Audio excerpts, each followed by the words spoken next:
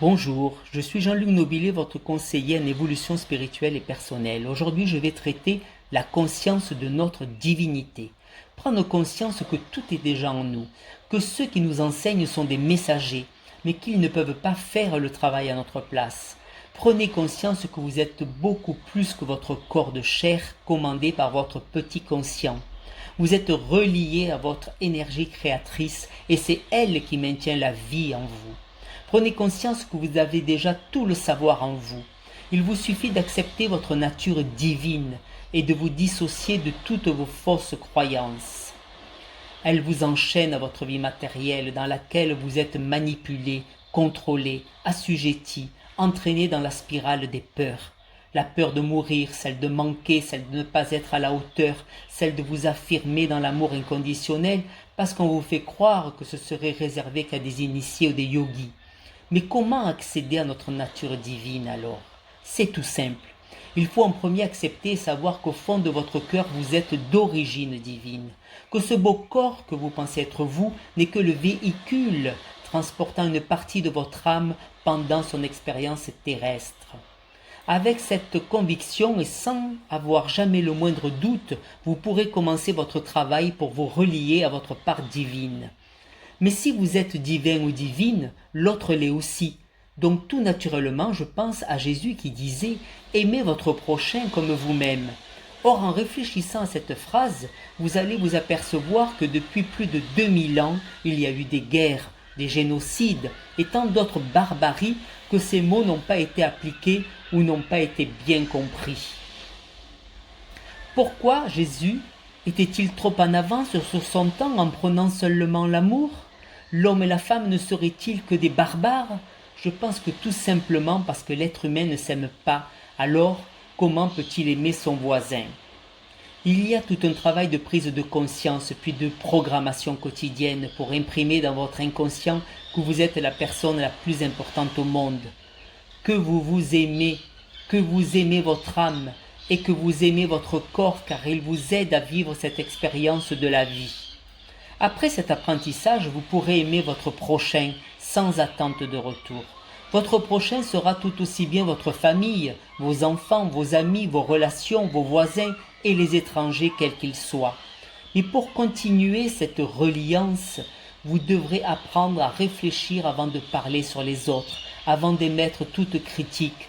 Car comme l'autre est comme vous, sachez que c'est vous que vous critiquez à travers l'autre. Donc vous recevrez toutes ces ondes négatives que vous avez diffusées en retour, comme un boomerang qui vous reviendra. Attention aux dégâts.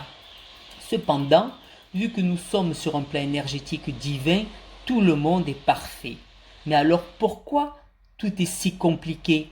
Simplement parce que vous n'êtes pas tous au même niveau de la prise de conscience de cet état de divinité.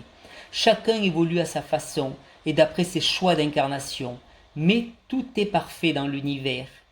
Quant à vous, prenez le temps de faire de l'introspection une fois par jour. Je sens que vous allez me dire, mais c'est quoi ça? C'est tout simplement se détendre, écouter une musique douce ou se balader en regardant tout ce qui est beau autour de vous, en ayant fermé tous vos appareils de communication bien sûr.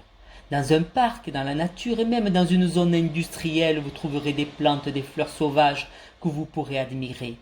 Arrêtez-vous quelques minutes et respirez profondément, car quand vous inspirez, vous absorbez de l'énergie qui va régénérer tous vos tissus.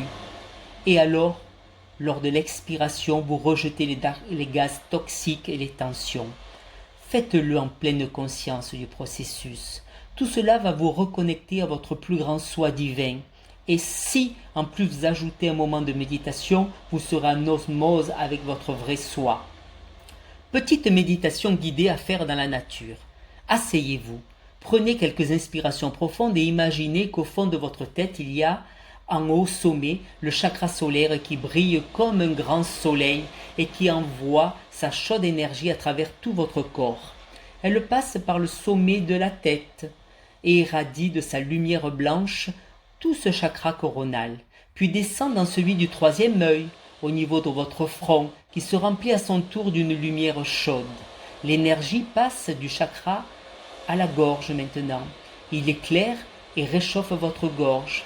Ainsi, il va s'écouler dans celui de votre cœur, au milieu de votre thorax et irradier ce chakra de sa lumière.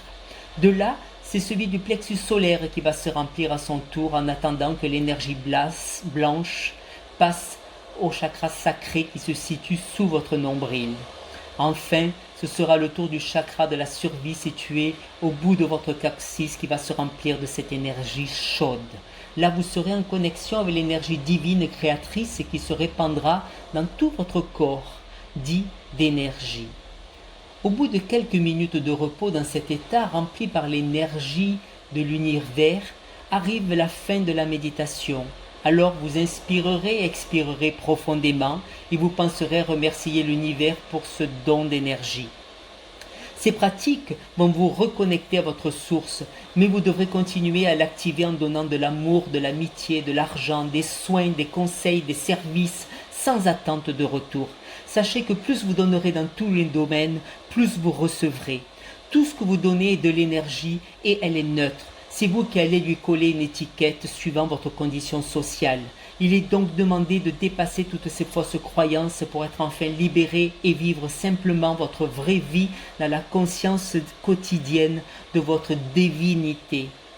Vous êtes tous reliés et tous des âmes vivantes, des expériences sur cette planète. Alors comme on est tous divins, on va tous s'aimer, se tolérer et vivre dans l'amour et le pouvoir de l'amour.